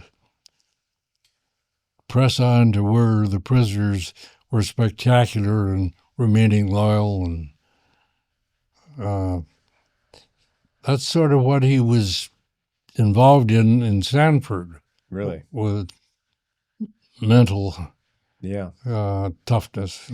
Yeah, mental toughness is for sure definitely a character trait he had. And, you know, like the whole stoicism, like there's books about him that I've read about like how he practiced stoicism before he was captured. And then that's kind of what he attributes his ability to adapt to the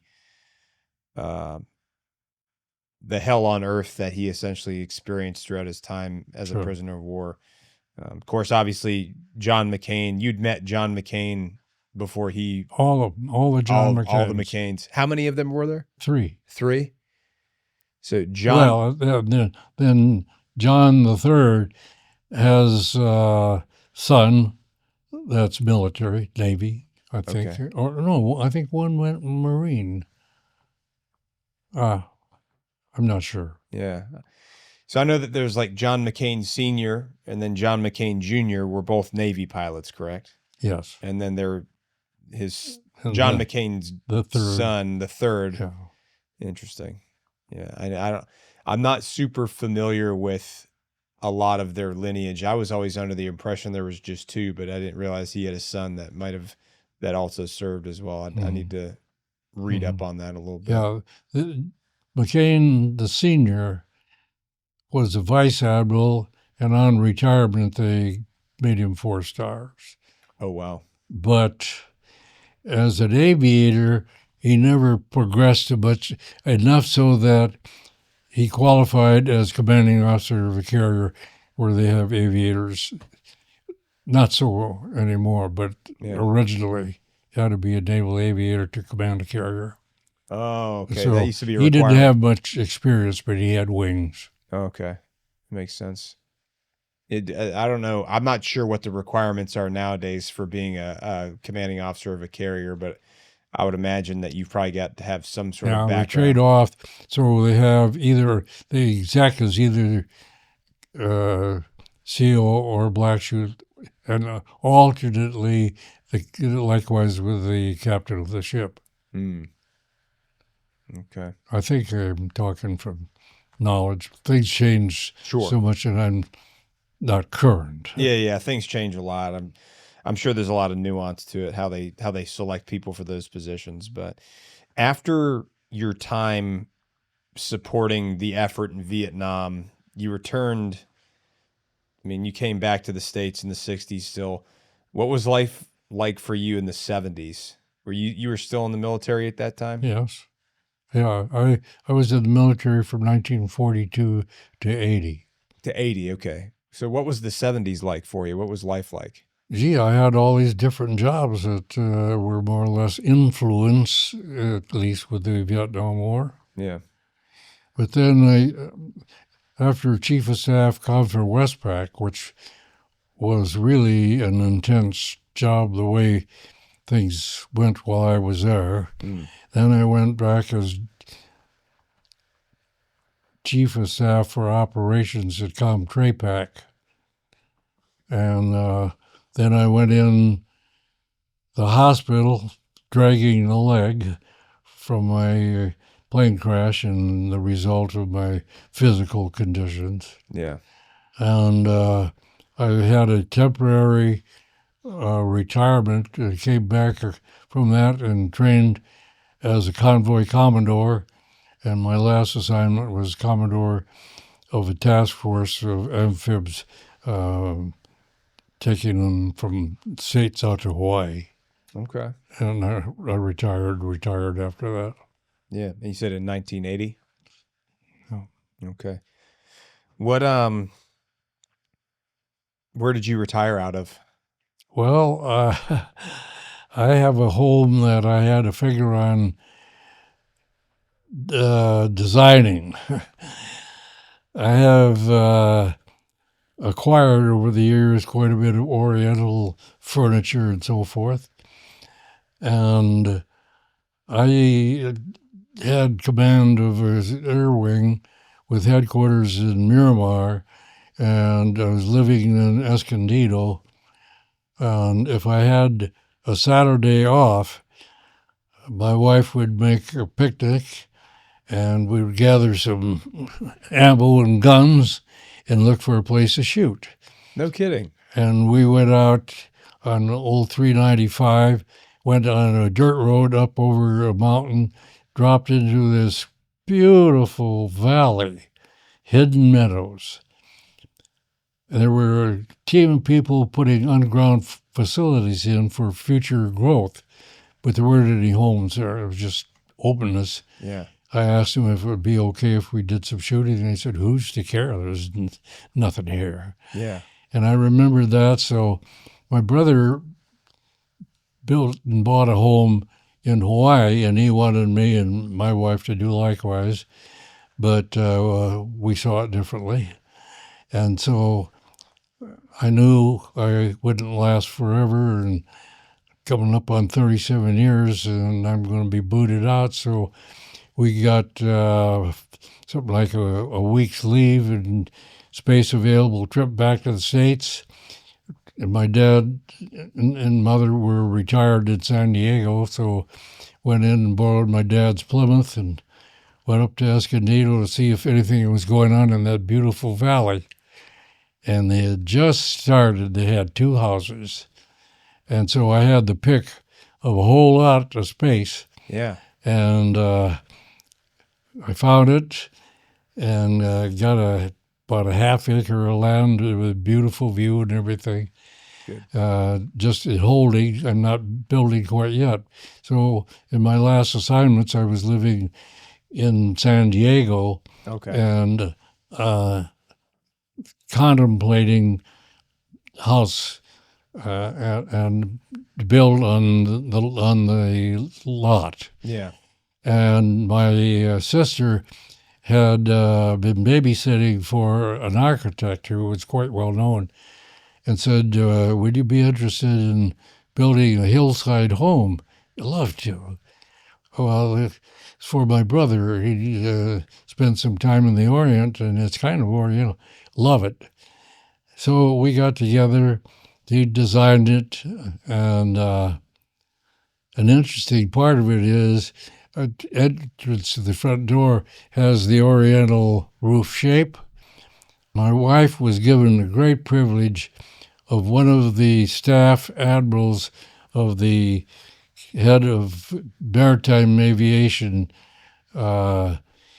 staff called me one day, and my secretary said, Captain Williams, Admiral so-and-so on the line.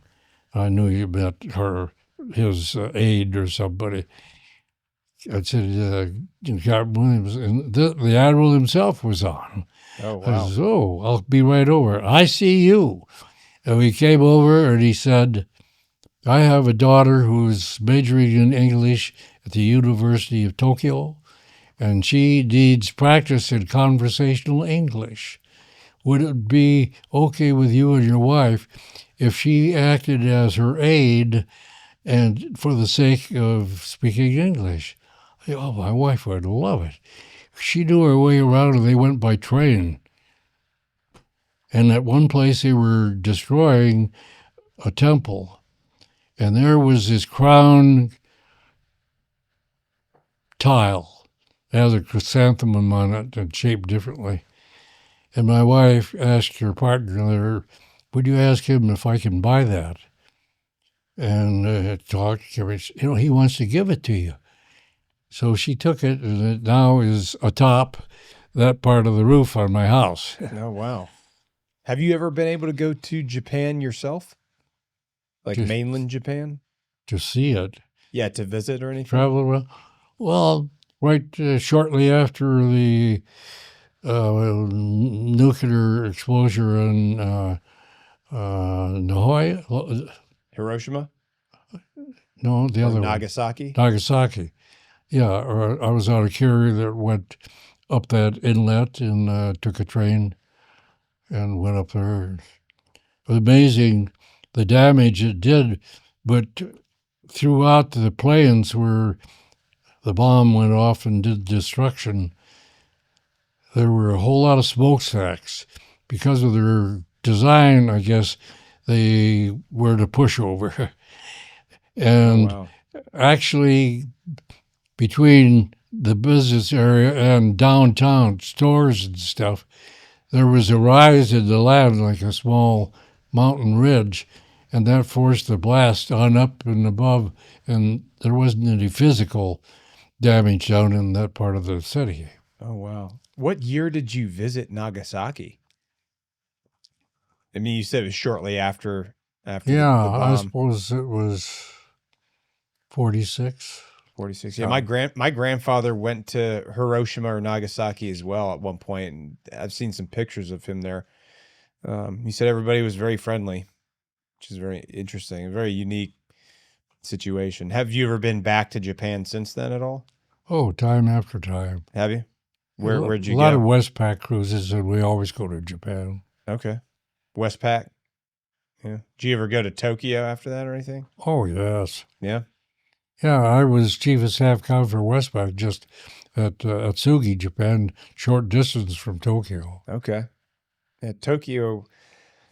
I've only been to Tokyo once, but it was a good experience, and there was very good food.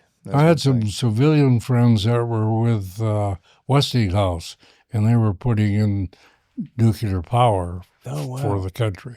Okay. And he invited me to important civilian things. Nice. That's cool.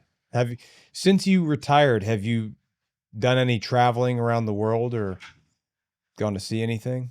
No, I was on the round the world cruise on the Enterprise, and made stops that were very interesting. Met a lot of important people. Yeah. Put on air shows for 23 heads of state. Oh wow, that's a lot. But after I retired, I was somewhat physically limited, but I was a golfer, Okay. and I haven't golfed since I was 93, except just the other day, my caregiver just came in, Yeah. and she has pictures of me, and I made 3 putts from 30-some feet from, I putted it 3 times. The first one went right by the hole, but beyond it, maybe 2 feet. The second one went right by the hole, but beyond it, about 1.5 feet, and I sunk the third one. All right. There you go. You And still got got pictures it then. of it. Yeah, and it's quite notable, and the information's been spread around by people who play games on the computer. Sure. Sure.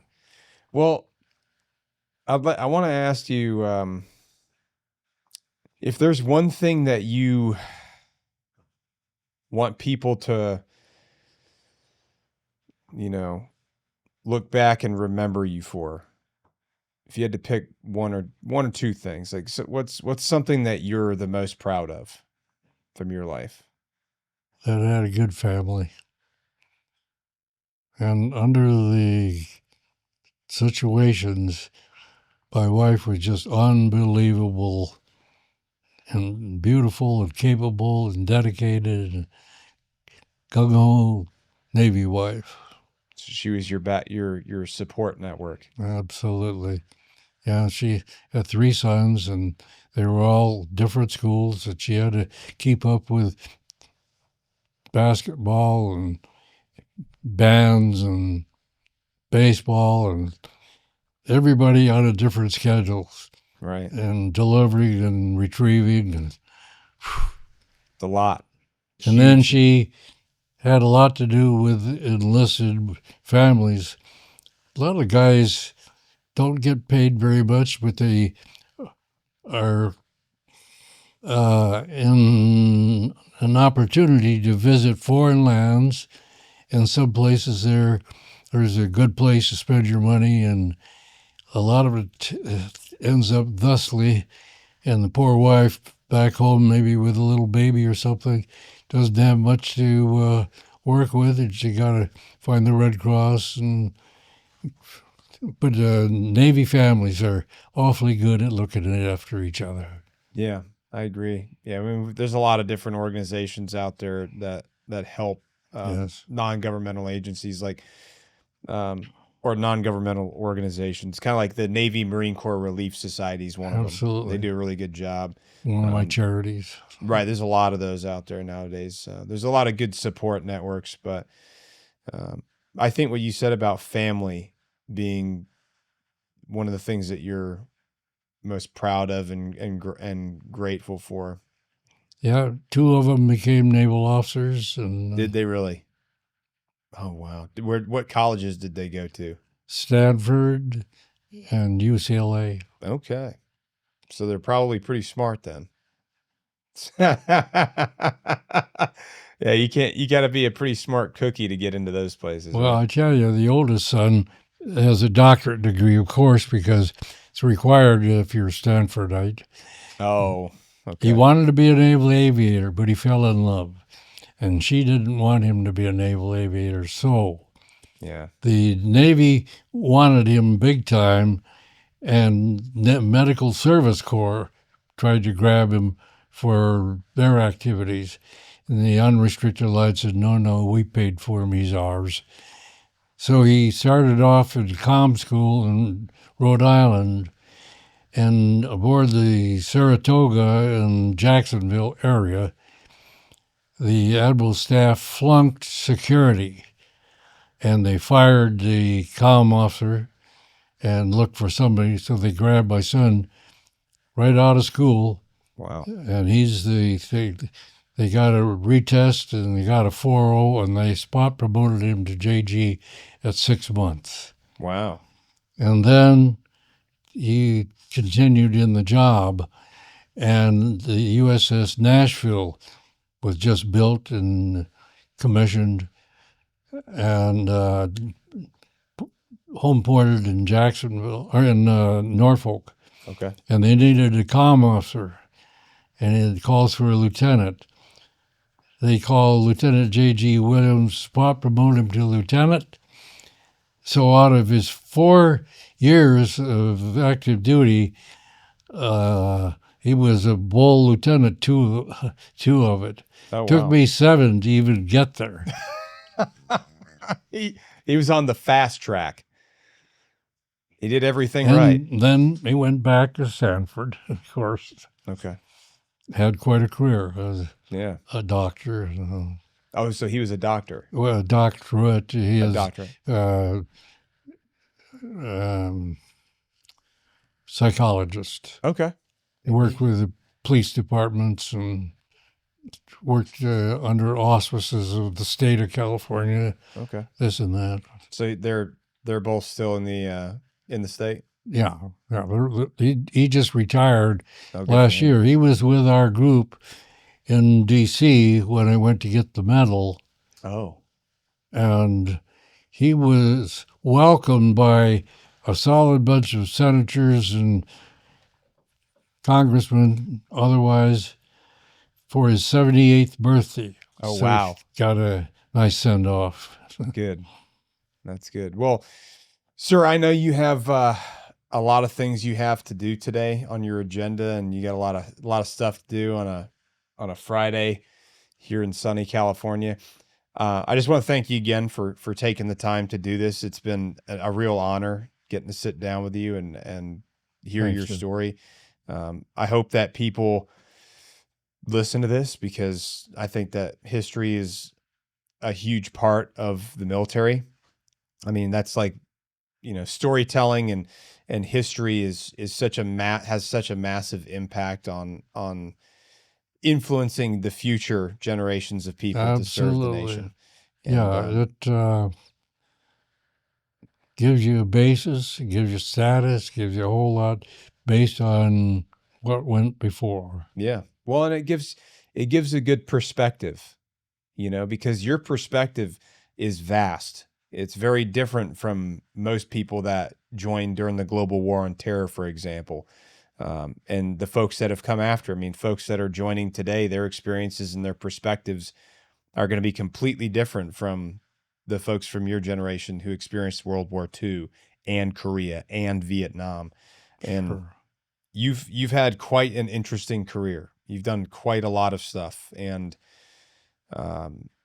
I'm glad that you were recognized for the sacrifices that you made for the nation and the unbelievable situations you found yourself in throughout your life, and I'm glad that I'm glad we were able to do this. So I want to thank you again for that, and I wish you the best of luck on all your endeavors. Hopefully you get to see some more cool experiences like that UFC fight this weekend. I'm sure you will.